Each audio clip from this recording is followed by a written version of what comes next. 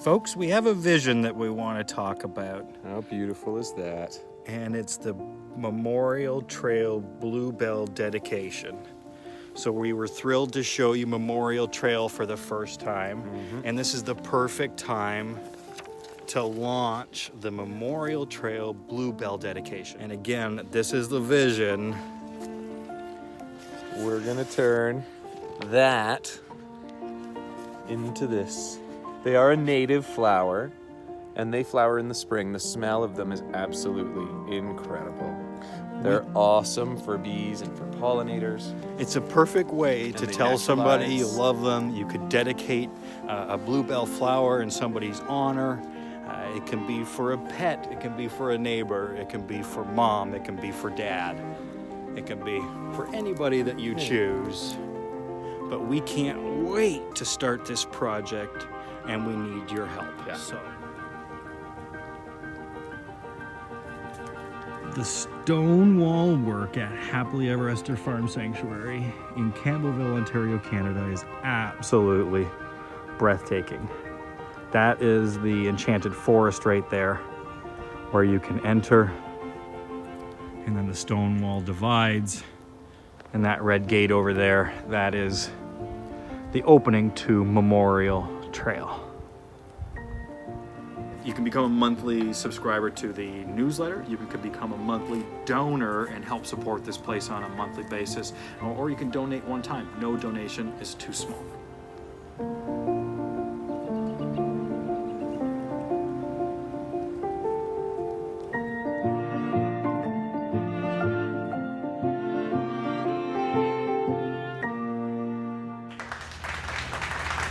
It's time for another episode of Keith's Barnside Chat. My name's Derek. We're at Happily Ever After Farm Sanctuary in Campbellville, Ontario, Canada. And the fields are all cleaned up now. All the manure has been removed from the fields, the fresh manure that is. And now what we're going to do is we're going to throw it all back on the fields. Sounds crazy, but it's not like we're taking the poop and going to spread it around just as is. You see, we've been piling the poop over here for many years. Oh, no, right there. We've been piling it right there for many years. And today is one of the most exciting days where I get to use the new manure spreader and give back to the fields so that they will be healthy, and the birds, the wild birds and the worms will get at it and spread it all around. We're gonna put some seed down and make it look beautiful.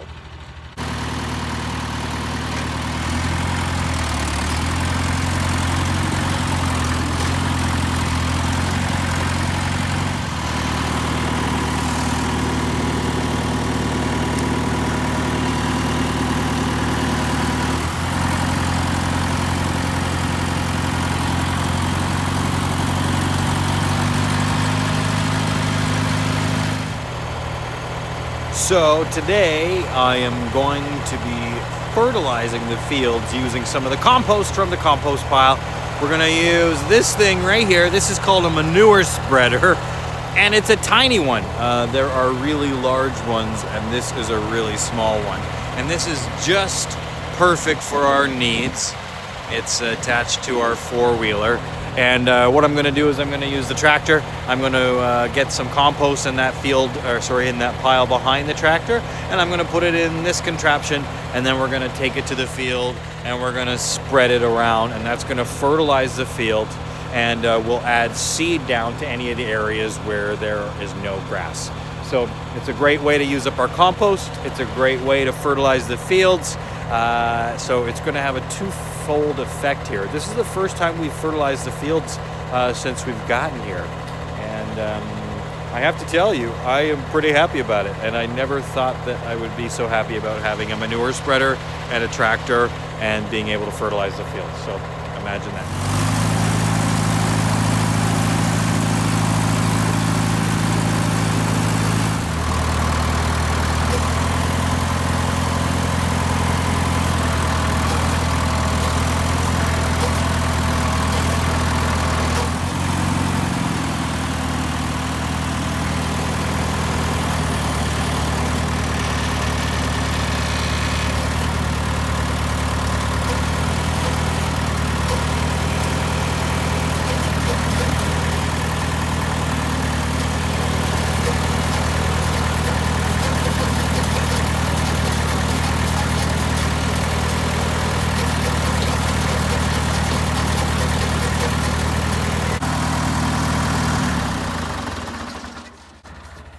east off. Go take a look.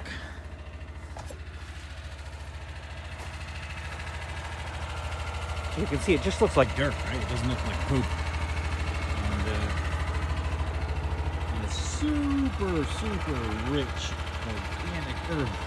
And what we're going to do is we're going to spread that on that field over there, and the grass is going to love it, and it's going to grow amazing. And the residents, of course, that's what they eat. They eat off of the fields. They graze and graze and graze and graze. And if we just keep letting them take and take and take and take and take and take and take, and we don't put anything back, well, there'll be nothing left. It's black fly season, so I've got my my bug mosquito net ready to come down. The black flies are these tiny little things, and they get in your hair and they suck your blood and they do all sorts of horrible things, and they're here until probably early June, and then we have mosquitoes. So here we are. There's a couple of arms here. One of these arms controls the ground, the bottom of this thing that moves slowly out the back, and then this one controls the beaters, which are these things right here, which spin around and around. And this is ground driven, so those things don't spin around unless the wheels are turning, and the wheels don't turn unless you're towing it with that thing. So we tow it really slowly, and you'll be able to see manure spill out the back of this thing and fly all over the place, and it will make a nice even spread. Like over there is a good indication of what will happen. When you first turn it on, there's always some, big clumps that fall out, but we'll rake those out when we throw down the seed. So let's get this thing going.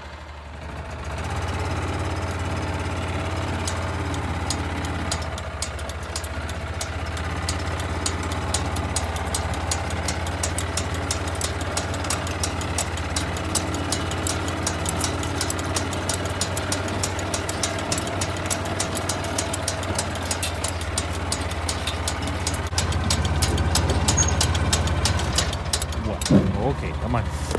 Come on. Oh, what? Oh, what? I was farming without you? All right, let's go. Hold on.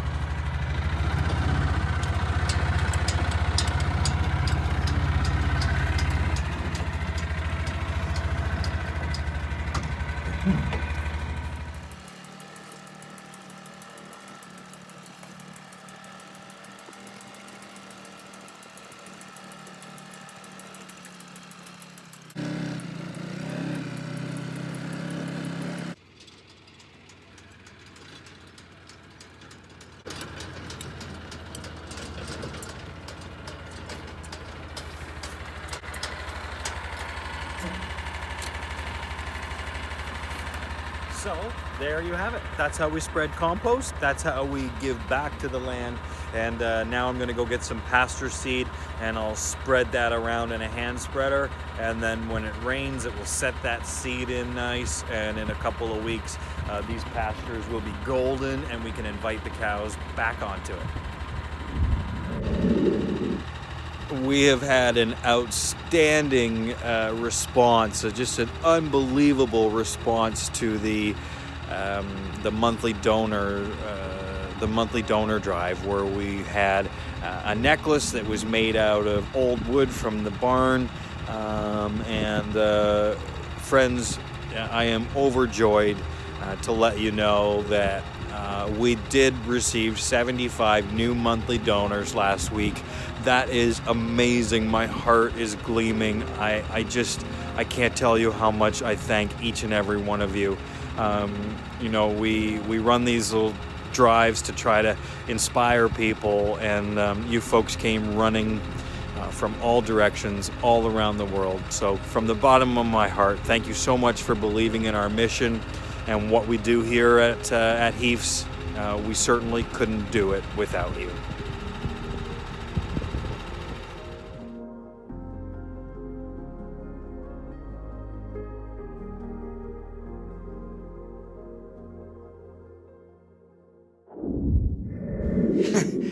Folks, it's Hello. time to answer all your questions. We hope that you're healthy and safe wherever you are in the world. We have been penning down your questions that we see in Right the here. feeds, and I've just emailed them all to Steve, and Steve is going to start. Here we are. Question number 1. Question number 1. Barbara wants to know, why does Corno not like certain colors? Good question, but we don't really know. Right. Well, so Cornelius gets super irritable when you wear the color yellow, and it has to be, not just a splash of yellow. It has to be like a whole Like yellow that safety hat yellow. or yellow jacket, and he doesn't take too kind to that. So you have to really be on your toes if you're wearing that color. Even Derek and Derek doesn't really like anybody Cornelius doesn't like anybody other than Derek and I. But he doesn't like us either if we're wearing that bright yellow color. It's really bizarre. He's a funny character. Aren't you, handsome boy? I was tending to the Queen's hoofs one day, and I had on my yellow hat, and my back was turned, and then Cornelius jumped on me, leapt on me, and having a 30-pound bird jump on your back is quite startling. We're not really sure. I think it has something to do with the changing of the color of the head. Without doing too much research, I think that because his head changes colors, his head can be red, it can be blue, it can be white, or it can be a combination of all three. And maybe when I change my head to the color yellow, that means like war, or I'm not sure. It definitely incites violence. It does, yeah. Yeah, it's very interesting. So, funny. Anyway, good question, Barbara. Next question here is from Susan, who says she loves our beautiful barn, and so do we. It's one of the things we fell in love with when we first saw the property. But she wants to know about the medallion that's up there, that little circle, right at the tip of my finger, right by that light. Mm-hmm. There's a little medallion, and she wants to know, has it always been there, or is it something we added? Is it purely decorative, or does it carry some meaning? And also says it's very lovely and adds to the quaintness of the barn. She would love to know more about it. So, Susan, that's a really interesting little piece, actually. It's kind of a little fairy tale story behind it. Do you remember the... So I know that it's a hex. It's called a hex, an Hex, and it's a mythical thing. It totally is. It's like why a sheriff wears a star, and why. What it's meant to do is, you'll notice it's above the access door to the barn. So that's the old part of the barn, and that would be the entrance to get into the hayloft and where we store everything. And so that little circle medallion is painted with a repetitive image. It is flying pigs, isn't it? Yep. And it's meant to confuse evil spirits or to confuse witches, bad energies, so that it can't go in the barn. It flies into that thing on top of the barn. So it's meant to protect the barn. It's kind of like a blessing for the barn that somebody painted for us and actually delivered within a week or two of us moving in. We had a hex put on the barn. Yeah, so it's meant to protect the farm and protect the barn, and keep all of the residents safe and all of that sort of thing. And of course, as you say, it really adds a lot of charm and character, and it's beautiful. So yeah, that's a hand-painted protective hex for the barn. Yes. So when you're here visiting, have a look at the hex. And now that you know what it is, you'll see hexes all over the place. Apparently it's very common, especially on barns, that they will put them up there. And like I said, it's to keep them safe and protect the barn. So yeah, very cool. That was a great question. A lot of logos and crests have... Same sort of thing. Yeah. Have a pointed star of some sort. Question from Amy. Are the residents scared of your masks? So we have been taking it. So quick answer: no, they're not. They're not afraid of the masks. We always announce ourselves when we come into the spaces, so they're familiar with our voices. And in the winter, half of the winter, 6 months, our faces are covered with scarves and hats and big clothes. So no, they don't seem startled by it. If anything, the pigs, it gives them one more thing to pull at, and it gives them one more thing to play with. So no, they're not scared. Question for Derek. Knowing what you know now, are you glad that Steve brought Esther home that day? From Carolyn. Thank you, Carolyn. Carolyn. Thank you. That's a lovely question, Carolyn. Talk about cornering a guy right here. Hindsight is always a wonderful tool no matter what way you look at it. So I think that hindsight in every scenario can be used to your advantage. So That's not an answer. Hope that answers It's a your yes question. or no answer, isn't it, Carolyn? Reclaiming my time. Yes, he is. He loves her. Hey, do all the moms at Heath still mommy their children? This question from Tina. No. No. So there comes a time when the kids have to move out. And so with April and her babies, I mean, she birthed them here. She arrived pregnant.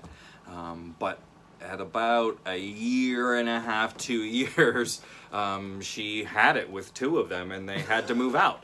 And she wouldn't let them in the barn. We had to create alternate sleeping arrangements for them. So no, it's not always happily ever Esther. But it's our jobs to accommodate them in other ways and recognize what their needs are. And those pigs will usually move just to another herd within the farm. It's not that they're not accepted anywhere. It's that mummy just will ask them to move. And it seems to be more of a protecting the bloodlines thing, isn't it? Come to do with breeding and sexual maturity and stuff, I think. Does, that yeah. mama does not want that happening. So they're pretty clever. Pigs are pretty smart. And yeah, we've had to do quite a bit. Well, I shouldn't say we. Derek and the team in the barn have done quite a lot of shuffling with the pigs to help control that. Because no, the mums have no patience for that. Goat mums, however... Goat mums are amazing, and George and Catherine, for example. George wasn't born here, but they came together when he was a tiny goat, right? And they're still pretty much inseparable. This big. It was just a puppy dog. The goats make really, really good mums. They're adorable. Pigs are good mums too, but they just have no time for. Yeah, April BS. is yeah, pretty clean and cut and dry about it. And we also have Fiona, who gave birth to the piglets here. And then shortly after that, we had the introduction of Sam. So we tried to have Fiona and Sam and the babies all together, and it just was not working out. And so we had to make the tough decision to move Fiona into the big pigs and then let the little pigs mature a bit more so that they have the appropriate size and the right mannerisms to respond to some of the situations that other pigs are going to put them in. So we had to create and separate the herd, unfortunately, but in the end those herds will all merge back together. And it's not like that they can't still see each other, it's just that they can't be together right now. So now it's just Sammy and those piglets together, which leads us nicely to this next question, is tell us about Sammy. How is he? Are the piglets accepting him in their herd, and do they think of him as a big brother or equal? How is Mama Fiona taking him? Just answered. Okay. Does she think of him as one of her kids? Just answered. Does Sammy get equal mothering as the other piglets get? Also just answered. So this is a great series of questions from Nina. So we covered the Fiona part, but how's Sammy doing now with the big piglets, which is another interesting story because he's a big boy. So yeah, he is 400 pounds now. Winter was a long winter, and he went on an enormous growth spurt. And that's what we were expecting. We expect Sam to be, 700, 800 pounds by the time he is 3.5, 4 years old. And and he's substantially larger now than Fiona's piglets. Fiona's piglets double at least, eh? Visually anyway. Yeah, visually. Yeah. Double the size, and also when they step on the scale. We weigh them once a month. Some of the residents get weighed more than that, but he is not small anymore, and has the caregivers wondering if maybe moving him to the large herd first before all of the other piglets. So there's a lot of pig shuffling happening right now. We're considering a lot. It's not always butterflies and fairy tales, I'm afraid. The pigs really play at my heartstrings when it's time to move them and integrate them and do different things and try different scenarios, but they constantly present us with challenges that need correction. So I hope that answers your question. I think so, yeah. No, Sammy's doing good. Sammy's doing good, I think. I got distracted there. I started watching Corno and Esther, so I really didn't hear what you said. It was good, though. I'm sure it was good. Has Corno ever pecked or bit Esther or Phil? And if so, how do they handle it? This is our last question from Kathy. No, he doesn't really. He's never pecked at them. He will sometimes go for food. All three of them, Esther, Cornelius, and Phil, are ridiculously snack motivated, which never expected from Cornelius. He's almost the worst of the three of them, eh? Because he kind of ghosts in, and then next thing you know, you'd see a little beak come and pull something off the counter. It's really quite funny. So that will cause sometimes some confusion, that he'll go in and want to eat something and Esther will get upset. But everybody seems to know their position in the pack in here, right? Cornelius knows he's bottom of the pack. He gets out of the way for Esther and for Phil very quickly, and generally will avoid any sort of confrontation, except for with humans and sometimes the chickens. He will pick a fight sometimes with the chickens. And Esther is That's it. Where are you going, Piggaroo? So I'm going outside for a piggy walk and a piggy pee. Good girl. Oh, and look, she doesn't even have her boot on yet. That was a question people ask quite a lot about hers. Does she have to wear her boot all the time? And no, she does not. That is put on most of the time, yes, but it is not a requirement. She can walk without it. Friends, no problem. So, hope that have answers an awesome all day, of everybody. your questions. Thanks for tuning in to Heath's Barnside Chat. My name's Derek. This is Steve. Have a great day. Bye-bye. Good day, guys. See you soon.